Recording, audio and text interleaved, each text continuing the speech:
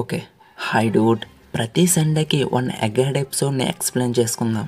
అలాగని అలబాస్టానే ఎక్స్ప్లెయిన్ చేయనని కాదు, చేస్తాను. కానీ సండే నాడు మాత్రమే ఎగ్గెడ్కి సంబంధించిన వీడియో వస్తుంది. సో మన ఛానల్ ఎవరైనా కొత్తగా విజిట్ చేసినట్టయితే కొంచెం సబ్స్క్రైబ్ చేసుకోండి. అలాగే మీ ఫ్రెండ్స్ కూడా షేర్ చేయండి. సరే అయితే ఇక లేట్ చేయకుండా ఎపిసోడ్ని స్టార్ట్ చేసేద్దాం.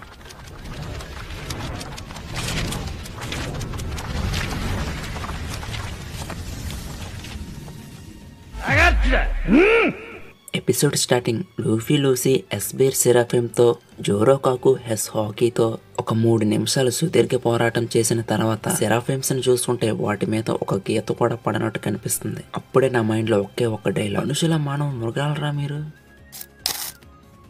ఇదంతా దూరం నుంచి వీక్షిస్తున్న సాకాకి వీళ్ళని చూసి వీళ్ళ పని అయిపోయినట్టు ఒక లుక్ వేస్తాడు. వీళ్ళ నలుగురు సెరాఫిమ్స్ తో ఫైట్ చేయడం వల్ల బాగా అలసిపోయి ఉంటారు. అప్పుడే కాకు వారు ఎంత కఠినంగా ఉన్నప్పటికీ వారు ఇప్పటిలో లేచేలా లేరు. అంటే సాకా ఏమో సెరాఫిమ్స్ శాస్త్రీయ ఆవిష్కరణ, వాటిని తక్కువ అంచనా వేయకండి, మానవత్వంలో వారిదే బలమైన రూపము, వాటిని తక్కువ అంచనా వేయవద్దు. సాకా వాటిని ఎక్స్ప్లెయిన్ చేసే టైంలోనే సెరాఫిమ్స్ మళ్ళీ తిరగ నిలబడతాయి. మీరిక చాలించండి, ఎన్నిసార్లు నిలగిస్తారు, మీరేమన్నా ఖైదు అనుకుంటున్నారా? మనం ఎన్ని చావు దెబ్బలు కొట్టాం కదరా, వాటిపై ఇవేమీ పని చేయలేదా? ఇది ఎలా సాధ్యం? అదా సంగతి. వానా దేశంలో నేను పోరాడిన కింగ్ను వారు నాకు గుర్తు చేస్తున్నారు. అప్పుడే సాకా, కైడో సముద్రపు దొంగల సమూహంలో ఒక చంద్రుడు ఉన్నాడా? అతని గోత్రం పేరు నాకెలా తెలుస్తుంది?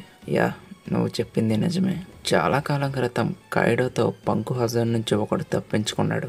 వాడి పేరు అల్బార్. ఇంతకీ ఎవరు మీరు? నేనా? ఒక సముద్రపు దొంగని.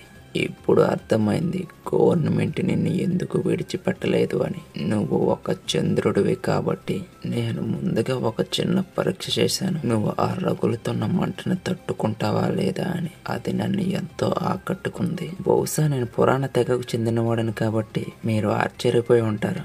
ఇక ఇద్దరు ఆ ప్రదేశమంతా నాశనం చేసి అక్కడి నుంచి పారిపోతారు. ఇక ప్రజెంట్ లో సాకా నిజానికి అతని రక్తంతో సెరాఫిమ్స్ ని రూపొందించడం జరిగింది.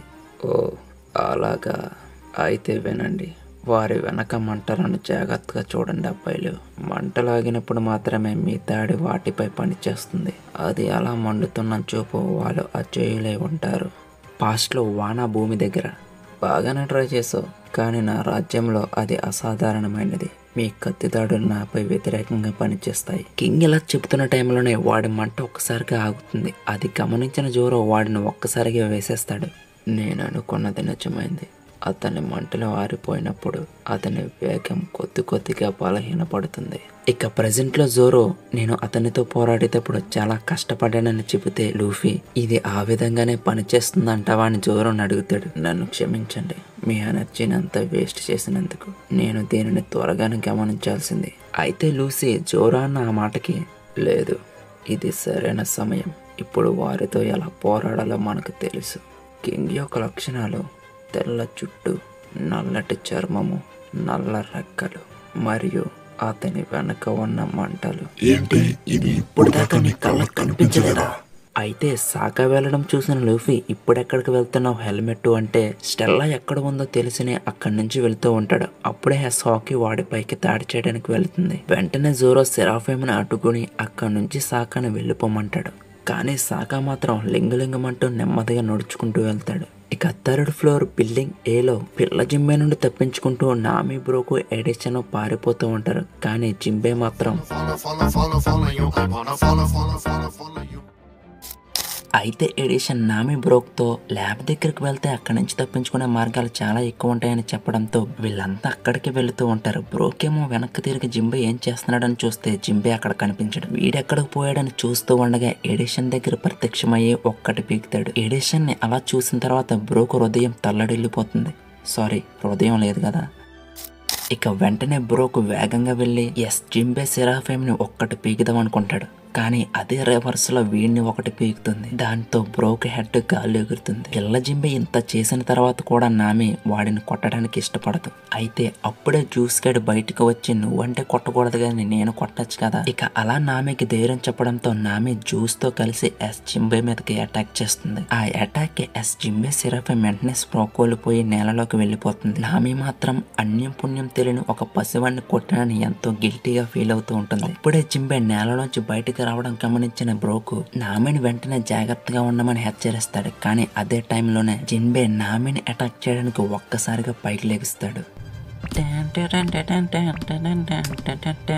సాంజీగడ్ రాసిన రాజ్యాంగం ఆర్టికల్ 1లో నామిని భయపెట్టిన వాడు ఎవడైనా సరే వాడికి మరణ శిక్ష. అప్పుడే ఎస్ జింబే సెరాఫిమ్ నామి పీక పట్టుకుని ఒక్కటి పీకబోతూ ఉండగా సాంజీగడ్ రాసిన రాజ్యాంగం ఆర్టికల్ 9 ప్రకారం నామి గాని కేకలు వేసిందంటే వాడి పని పట్టాల్సిందే. ఇక వెంటనే సాంజీ రా హీట్ స్ట్రైక్ తో పిల్ల జింబే గాని ఒక్కటి పీకుతాడు. అయితే అంతా సమాప్తం అయిపోయింది అనుకుంటారు. కానీ పిల్ల జింబే మళ్ళీ పైకి లేచి నిలబడతాడు. అది చూశాక మళ్ళీ సాంజీ గడికి ఊపు వస్తుంది.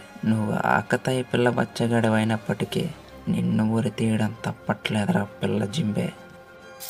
కట్ చేస్తే 3rd ఫ్లోర్ బిల్డింగ్ సిలో ఎస్ స్నేక్ ని లిలిత్ నీకు ఎంత ధైర్యం ఉంటే యోర్క్ ని స్టోన్ లా మార్చేస్తావంటే ఓసప్ మానవత్వంలోనే ఇంత స్ట్రాంగ్ అయిన సెరాఫిమ్ ని ఎలా ఓడించాలో ఏంటో. అయితే ఎస్ స్నేక్ సెరాఫిమ్ వీళ్ళ దగ్గరికి రావడం గమనించిన లిలిత్ తన దగ్గరున్న బబుల్ గన్నతో ఒక బబుల్ ని క్రియేట్ చేసి ఎస్ స్నేక్ వైపు వదులుతుంది. అయితే ఈ బబుల్ నన్నే చేస్తుందని ఎస్ స్నేక్ దానిని పక్కకు తోస్తుంది. కానీ ఆ బబుల్ డెవిల్ ఫ్రూట్స్ యొక్క శక్తిని హరిస్తుంది. దాని కారణంగా ఎస్ స్నేక్ యొక్క ఎనర్జీ ఒక్కసారిగా డౌన్ అయిపోతుంది.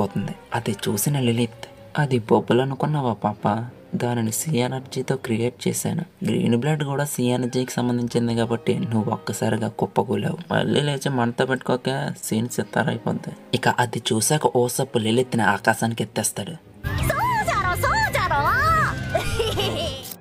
అయితే ఎస్నేక్ సెరాఫిమ్ యొక్క ఎనర్జీ డౌన్ అయిపోయింది కాబట్టి ఇదే మంచి సమయం అని ఫ్రాంకీ దగ్గరికి వెళ్లి ఎస్నేక్ ని బంధించాలనుకుంటాడు. కానీ వాడిని ఒక్కటి పీకుతుంది. ఎస్నేక్ యొక్క ఎనర్జీ మళ్ళీ తిరిగి రావడంతో ఇలా చేసేదేమో లేక అక్కడి నుంచి పారిపోదాం అనుకుంటారు. ఎస్నేక్ మాత్రం వారిపైకి అలా దాడి చేస్తూనే ఉంటుంది. ఇలా అటాక్ చేసే టైంలోనే ఫ్రాంకీ వెంటనే బబుల్ ని పట్టుకుని ఎస్నేక్ మీద పెట్టడంతో మళ్ళీ తన పవర్స్ ని కోల్పోతుంది. ఇంకొంత ముగిసిపోయింది బుల్లి అని ఫ్రాంక్ అంటే వాడి దగ్గరే ఎస్నేక్ వేరే లెవెల్ యాక్టింగ్ చేసి వాడిని మాయ చేస్తుంది.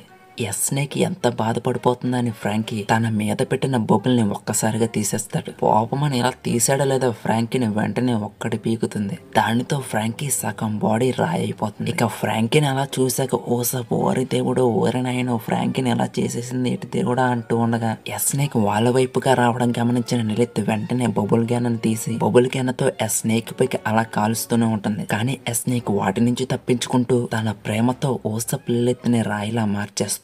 ఫ్రాంకీ ఏమో సగం రాయిలాగా సగం మనిషిలాగా ఉండడం వల్ల ఏమి చేయలేని పరిస్థితి. కట్ చేస్తే ఓల్డ్ డెవిల్ ఫ్రూట్ ని రీసెర్చ్ చేసే ల్యాబొరేటరీలో సాకా స్టెల్లా కోసం వెతుకుతూ ఉంటాడు. అయితే అదే అండర్ గ్రౌండ్ లో CP0 ఏజెంట్స్ బందీగా ఉంటారు. వారిని చూసాక సాకా షాక్ లో ఉంటే దీనికంటే షాక్ వేగపంక్ అక్కడ బందీగా ఉండడం. వేగపంక్ ని అలా చూసిన తర్వాత సాకా స్టెల్లా నువ్వు ఇక్కడేం చేస్తున్నావు? స్టెల్లా అంటే ఏదో అమ్మాయి అనుకున్నాను. వేగపంక చీనా బతుకు చెడ. వేగపంక్ మీరు ఇక్కడేం చేస్తున్నారు? మిమ్మల్ని ఎవరు ఇక్కడ బంధించారు? మీరు బాగానే ఉన్నందుకు నాకు చాలా సంతోషంగా ఉంది. మిమ్మల్ని ఇప్పుడే విడిపిస్తాను. అయితే వేగపంక్ సాకాని నువ్వు ఎవరితో పాటు ఇక్కడ ఉన్నావని అడుగుతాడు. మీరేం మాట్లాడుతున్నారు? నేను ఎవరితో ఉన్నటువంటి నేను ఒక్కనే కదా ఇక్కడికి వచ్చింది. అయితే ఎవరో మెట్లపై నుంచి దిగడం గమనించిన సాకా ఒక్కసారిగా పైకి చూస్తాడు. సాకా ఎలా చూస్తాడో లేదో అలా కాల్చి పాడేస్తాడు. అక్కడే ఉన్న CP0 ఏజెంట్స్ కి ఇక్కడ ఏం జరుగుతుందో అస్సలు అర్థం కావట్లేదు. వేగపంక్ సాకాను చూస్తే సాకా రక్తం అడుగులు అలా పడిపోయి ఉంటాడు. అయితే ఎవరో కానీ ఆ మెట్లపై నుంచి కిందకి వస్తూ ఉంటారు.